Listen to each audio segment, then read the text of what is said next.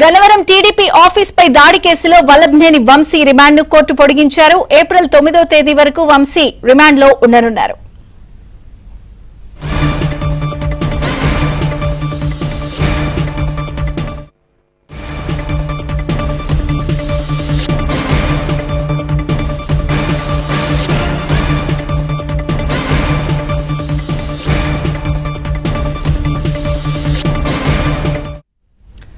Breaking news చూస్తున్నాం. Gannavaram TDP office పై దాడి కేసులో వల్లభనేని వంశీ రిమాండ్ ను సిఐడి కోర్టు పొడిగించింది. ఏప్రిల్ 9వ తేదీ వరకు వంశీ రిమాండ్ లో ఉండనున్నారు. మరింత సమాచారం మా ప్రతినిధి ప్రసాద్ అందిస్తారు. ప్రసాద్.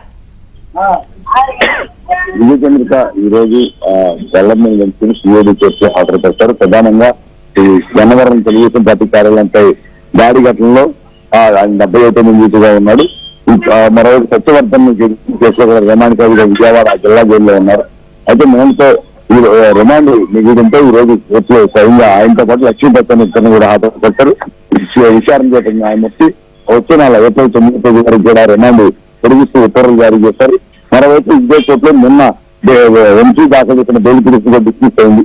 ప్రధానంగా ఈ కేసు తన సంబంధం లేదని బెయిల్ మంజూరు చేయాలంటూ పిటిషన్ దాఖలు చేశారు. దీనిపై వాదనలు విన్న న్యాయాధికారి నిన్న ఆ ప్రాసిక్యూషన్ వాదనలతో ఏకీభవించి పిటిషన్ డిస్మిస్ చేయడంతో బెయిల్ వస్తుందని భావిస్తున్న వంశీ ఆకు నిరాశ అయ్యి మరోవైపు ఈ రోజు మరో కేసు సత్యవర్ధన్ కిడ్నాప్ చేసిన కేసులో కూడా ఎస్సీ ప్రత్యేక న్యాయస్థానంలో ఇప్పటికే వాదనలు ముగిస్తున్న నేపథ్యంలో వంశీ బెయిల్ పిటిషన్ పై ఈ రోజు సాయంత్రం తీర్పు వెలువరించనున్నారు.